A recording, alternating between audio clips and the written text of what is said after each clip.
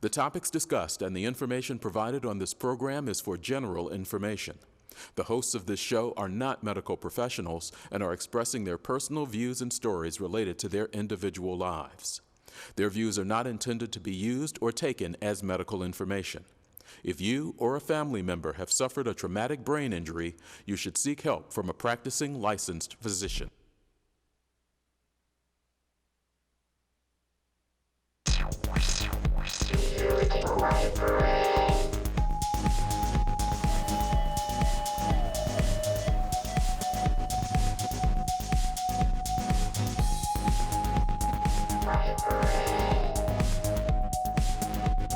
We hope to help you.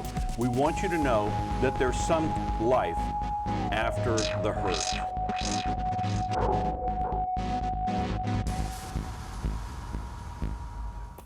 Hello, I am Matt Duffin. Welcome to Brain Mechanics for July 2019. I'm not usually the opener, but I'll open right now because we got some good stuff we want to talk about on the next couple of shows. And it's going to be about a little bit about Paralympic athletics. Probably a lot, the second show. Because first I want to get into how a man or woman can recover and get a good mindset, a solid mindset, after a chronic, always going to be there injury, debilitating. That's what they tell us. It's a change of my debilitation, and I have a future Olympic gold medalist in my mind. Uriah Steffen, I believe that's how you pronounce your last name? That is correct, yes. Great. And he's from Indianapolis, Plainfield area right now. He's a Hoosier. Grew up by Goshen. Don't boo him. And he's our version, Indiana's version of the Blade Runner, if you will. Not to embarrass you, that's just how I go through life. That's good. Yeah, I like it. He does too. He's got a good attitude. We've been talking, and I'll let him talk as I welcome him to the show. Thanks for having me, Matt. Thanks a lot, Uriah, for coming over. I know it's not easy to get up and get over here and this, that, and the other in all of our conditions, but you got here plenty of time. Yep. And, maybe explain a little bit of where you're from, then we'll get into the accident. Okay. There's your question. Run with it. Sounds good. I appreciate it. So I grew up in northern Indiana, spent almost 20 years of my life up there. Graduated from high school, went off to college, went to Purdue University for a few years, ended up failing out of there. That's a topic of discussion for another time. But and we're not going to hold you against that here at IU East or nothing. But had a good time there.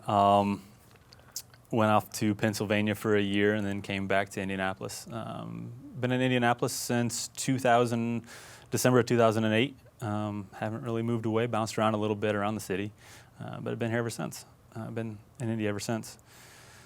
Live in Plainfield now, married, 2 kids, 2 beautiful daughters, a beautiful wife. Yes, they are. I've seen them on Facebook. Thank you. I've been married for July will be 7 years. Really? So, yep.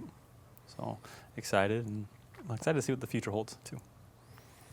And we'll get into the change of your life outside of marriage and family. Yeah. He was just a normal guy going to school, drinking beer, probably. I did. Hell, he might now. I don't know. I'm just saying his life changed. He lost his lower leg. Absolutely.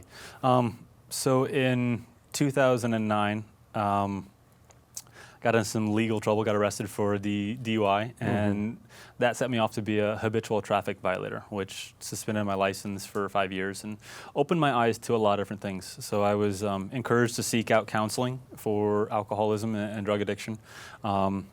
Got involved with a local counselor and group in Plainfield, and they really opened my eyes and changed a lot of perspectives that I had. But because of the charges that I had and the suspension of my license, I had to ride my bicycle everywhere I went. I started out using scooters and mopeds, but every one that I got eventually failed on me. The motor would blow up. Local community, kind of like Richmond, if you will. Yeah, so I ended up getting a bicycle and riding back and forth to work. So You got tired of blowing up? I got tired of spending money on mopeds that I couldn't control. So anything with an engine was not appropriate for me. I couldn't get away with it. So got a bicycle, relied on the power of myself to get me to and from work. So that lasted about 5 months. My wife and I got married July 30th of 2012. And I say that because leading up to the accident, there'd be a timeline. So 2012 was conviction, suspension, house arrest, counseling, understanding where I was at with everything and deciding to get sober. I know a host on brain mechanics has been through some of that himself. So. Yeah, struggling with that, Right. struggling with all this stuff, and then to throw in marriage into that, and trying to please my wife the best that I could, be the best husband that I could for her, and to care for her, and then fast forward to October 15th, 2012, I leave for work and I'm heading off on my bike. It's a cold, brisk morning, and on my way in, I end up getting hit head on by a truck. Semi or pickup? Pickup truck. It was a late 90s S10, so it wasn't a big truck, Whatever, yeah. but it was enough to cause some life-altering damages and trauma to myself. The truck caught me just below the kneecap on my left leg and degloved everything down to the ankle. For those wanting to know what degloved is, look it up. Be cautious on the images, though. It can get pretty ugly. But when Unless you're a doctor, yeah, you don't want to see this stuff. Yeah, when we got to the hospitals, the doctors advised my wife, my family, and myself that it was probably going to be the best option to go ahead and amputate. In my mind, I had, from what I understand talking to the doctors too, I'd already made that decision. I remember waking up after the accident and trying to sit up and seeing my leg swinging, seeing my foot swinging. So at that point, I knew amputation was probably in the future. So you had probably light head trauma that at least knocked you out from all the blood? There was definitely a blackout moment or getting knocked out. Right. So truck caught me below the knee, body landed on the hood, shoulder hit windshield. Shoulder was dislocated down into my rib cage, stretching the nerves that are in my armpit, causing a temporary paralysis of my left arm. But my head landed up above the roof of the vehicle, so actually I didn't have any cracks or head trauma. Good. So I was very fortunate there, considering the accident. And with the results of everything too, I had the amputation of my left foot.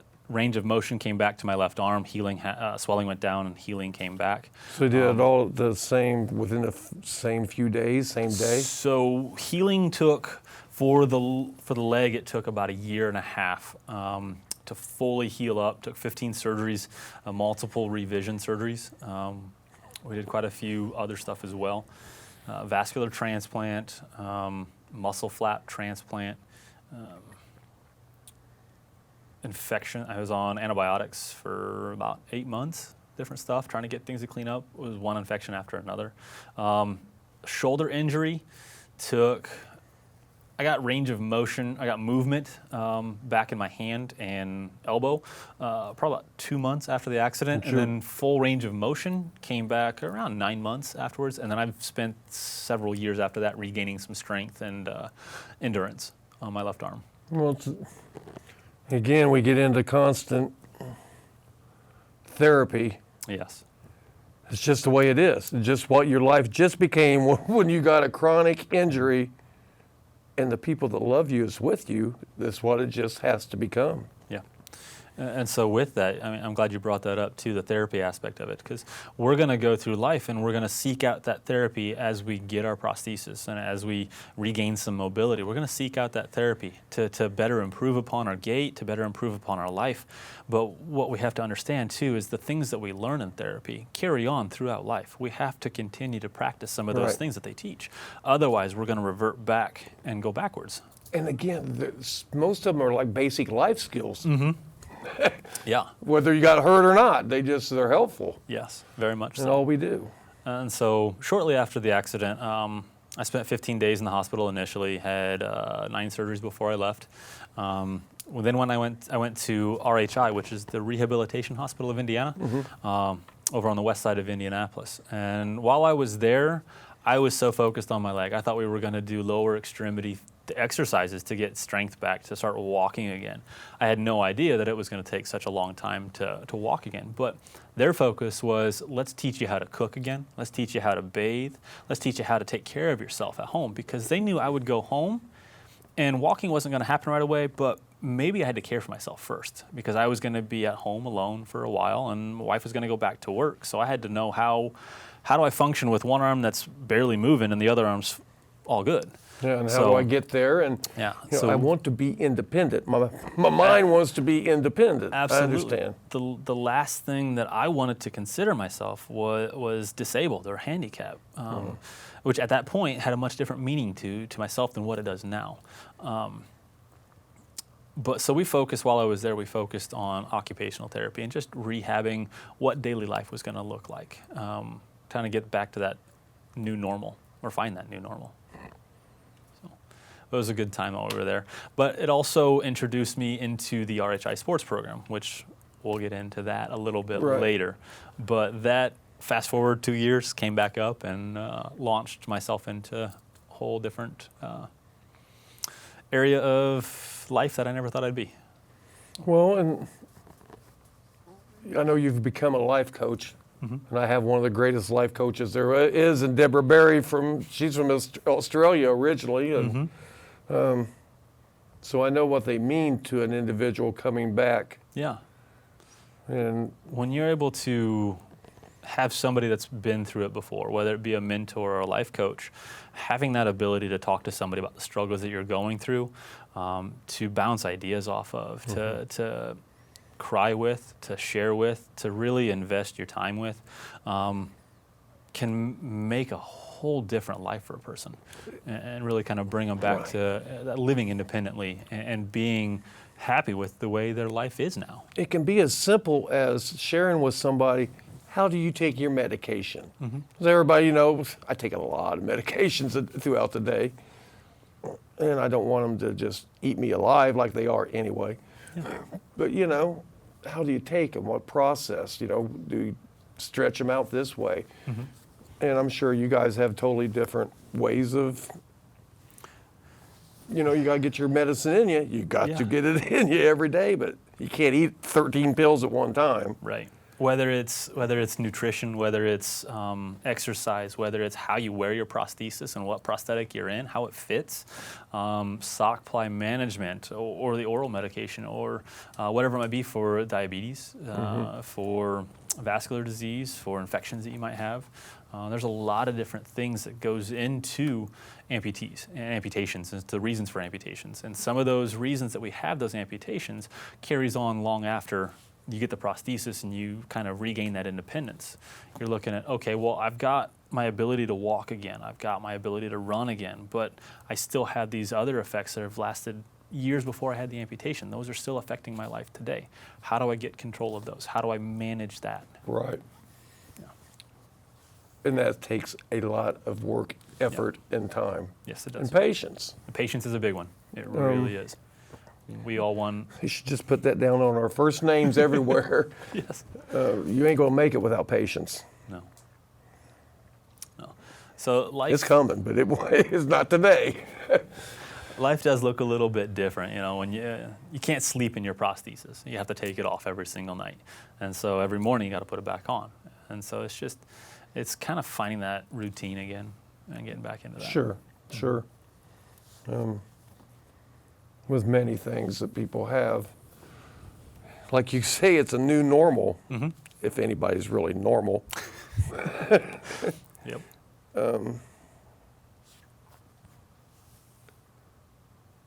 You help people, and you learned about various processes in the process. Absolutely. Maybe we could go into that. I know you helped or worked for RHI or. Yes. So after my time at RHI, before my accident, I was working at an automotive restoration shop. I was restoring 60s and 70s muscle cars. I was doing metal fabrication, bodywork, and custom paint. I went back to that before I got the prosthesis and was using a wheelchair to kind of get around the facility and use some crutches and still able to do the same kind of work, same quality work, just not the same speed. Everybody glad to have you back and all that good stuff. Oh, absolutely. And it was fun to be back. I loved that aspect and that part of my life. Having the artistic side of me and the creativity, I've always fascinated when it comes to the paint jobs and the way cars look. That was something that I've grown up with. But to know that I wasn't able to do that at the same speed that I once was, could still do it on my own, but I had to know that, maybe there's something else out there for me. A local prosthetic provider then reached out, who I was using at the time, reached out and offered me a position in marketing and mentorship to where I could kind of invest back into some of the patients that I would meet. But ultimately, it was more about getting out to facilities, to therapists, and advertising some of the things that we had and some of the things that they provided at the time. But through that, gave me the opportunity to try many different feet, from walking feet to running blades to waterproof feet to robotic feet. So I was able to try a lot of different things. And it was fascinating. Some last for a couple of days, some last for a few weeks maybe. Mm-hmm. Yep. Also got to trial and error a few other things too. Broke a few feet during my exercising and training. So that was always kind of fun to find the limits of at what point is this foot going to break? And this foot's not used to all this pressure now either. No. So that was fun to kind of test the limits of a few things. Sure. But. Well, and a lot of people don't understand that going into it. Of course, I didn't. You didn't. No, I didn't. The other avenues of our lives that it does change, of other people's lives. Does he need help? Yeah, or he'd already got it for himself. Exactly. And so that was another big part of the recovery too, was not being such a bully to those around me, and really kind of trying to open up myself to say, yes, I need help, to admit that to myself that I couldn't do that alone and that I needed somebody else's help. And so I relied on my wife a lot, and then I relied a lot on family and friends to kind of take me from point A to point B and kind of be a taxi, I guess. But well, family and friends, they can see what you're struggling with, per se, struggling, but so you got to have help. And it's just quicker to do it. yeah. Like me, people finish my sentence a lot because I'll get lost in mid-sentence. It comes with it. Well, I don't always need help, but thank you. I can talk all day long anyway. So one of the things that I never really talked about early on either was the struggles that my wife faced. Being a caregiver for me when I was angry and bitter and depressed and lashing out at her, she was kind of my punching bag at the time. And so she took a lot, and she bore a lot of weight on her shoulders too, and just to carry the family and to carry the burden that I was causing. And that's something that we never really talked about, is the caregiver's aspect to it. And so she played a major role in my recovery and in my addiction, recovery in my addiction, recovery in my physical aspect, and recovery in getting my attitude and my joy back. She played a major role in that. There was a period of time, about 4 months after the accident, that I had kind of slipped into a depression. Didn't come out of my room for about 4 weeks. Barely showered, barely dressed, barely ate. I was angry at a lot of different situations, a lot of people. Because of the addiction that I had in the past, I'd always given my wife my pain medication so that way she could handle it, and I knew better than I couldn't control it myself. So I let her have control of that. But there were literally times that I would stare at that bottle and be like, is today going to be the day that I say I'm done? I can't do this anymore. Because at that time, I didn't see the light at the end of the tunnel. I didn't see any way of getting out of that situation that I was in. Now, depression, fast forward a while, depression still kind of slips in and out. It's just a matter of, am I having a bad day? Am I living in what if? Am I living in that regret of, if I had just turned my bicycle around and asked for a ride, or if I had just done this a little bit differently? And there's moments where I slip back into that, but it's nothing near to the point that what it was at that time. I like to tell people we can't change what happened. No, we can't. If we could, we'd be the first ones. I like it when people say, well, be careful. I've got a good idea on that nowadays. Yep. But sometimes I don't really. I think I can do more than maybe what I can do. My balance will go this way or that way. And I slipped down. I was out in Colorado and slipped down one of the mountainsides about 20 feet and was still going down to a creek into some rocks. Ended up tackling a tree. My shoulder didn't care for it real well. Sue Root, I was staying out there with her family, and she saved me from all that damage from that. But that was simply when you think you're better than you are, and you need practice before you'd even consider doing something like that. Yeah. It takes a while to grow. Yeah, it does. When I first started walking again, I thought I was much farther ahead than where I was. And so I skipped using the walker, I skipped using the crutches, and skipped using the cane, and tried to walk on my own strength. But I was abruptly and aggressively awakened to the fact that I didn't have the strength in the left side of my body to hold myself up when I would take steps. And so I fell many, many times just trying to walk, just trying to put one foot in front of the other. The things we have to learn. Yeah. And it took a hard fall for me to learn that. And so I had to go backwards and grab the walker and start with that and use that for a few weeks, and then switch to the crutches and use those for a few weeks, and then ultimately get to the cane. And cane lasted, about nine months to a year before I was able to kind of set that aside and be like, okay, I'm good. I don't need this anymore. Right. But I still keep them close because there's days that my limb's bruised, or I've got a sore that pops up, or something that happens that I'm like, I need that little bit of assistance to kind of relieve some pressure. I've had some pretty serious vascular surgery as the years unfolded after my brain injury, and they taught me pretty well in RHI, and my therapist over here at Reed, and everybody got me going pretty good. Well, I like to carry my cane around with me anymore after all the vascular surgery, because there's been major changes in my gait is not nearly as strong as it was, and I can't work myself back into shape yet. My legs look nothing like you or yours.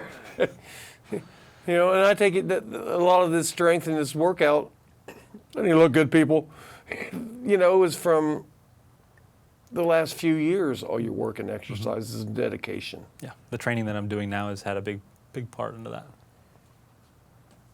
You didn't think you was going to do that when you was sitting at the bar having a beer, did you? No, I didn't. Nope, I thought I was going to open up a restoration shop or a body shop and start making cars. Do you ever, in the future, in your dreams, you probably think maybe I'll do that again later someday? As a hobby out of my garage, yeah. Yeah. Yeah, I kept all my tools, still have all that stuff. So out of my garage as a hobby, yeah. Maybe tinker on my own stuff.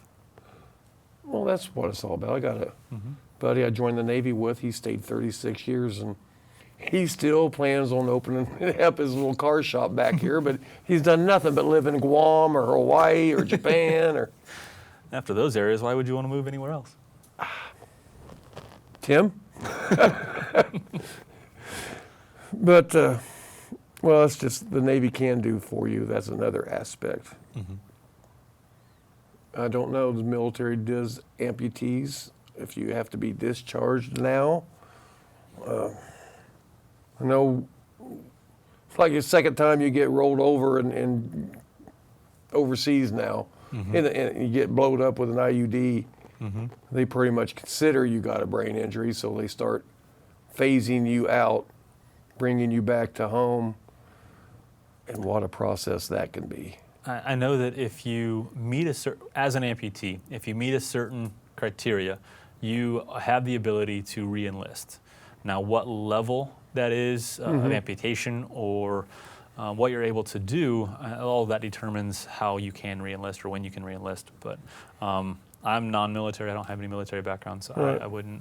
I don't know 100%, but I know there are a few amputees that do still serve. Which is good, and if they can, in Yeah. as many regards as they can. I'm just saying, I'm not sure I'd want to have to worry about somebody that's not getting around exactly real well. Yeah, that fear is definitely there. I got an 80-pound bag on my back already. Yep.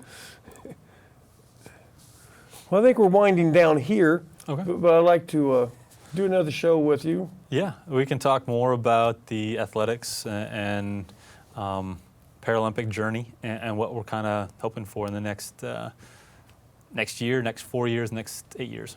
Okay. So kind of the future goals. I still think Indianapolis should bring some of that stuff here, There's as in the there's Olympics. talk. I don't know about Olympics. I don't know if we're quite ready for that yet, but some of the games leading up to that, there's definitely some things in motion to get Well, there. they should be. I mean, it's not like they got to adjust their Olympic pools already very much for it. And Yeah, we have a lot of good stuff here in the city, a lot of things to offer, a lot of amenities that we could use.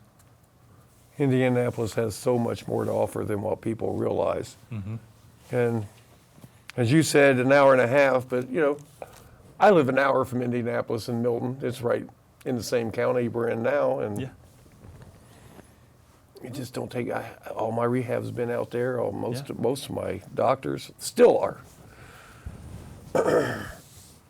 So I get to call you Blade Runner next show. You can call me Blade Runner. We're good. Thanks for joining us for the July edition. Happy birthday, America.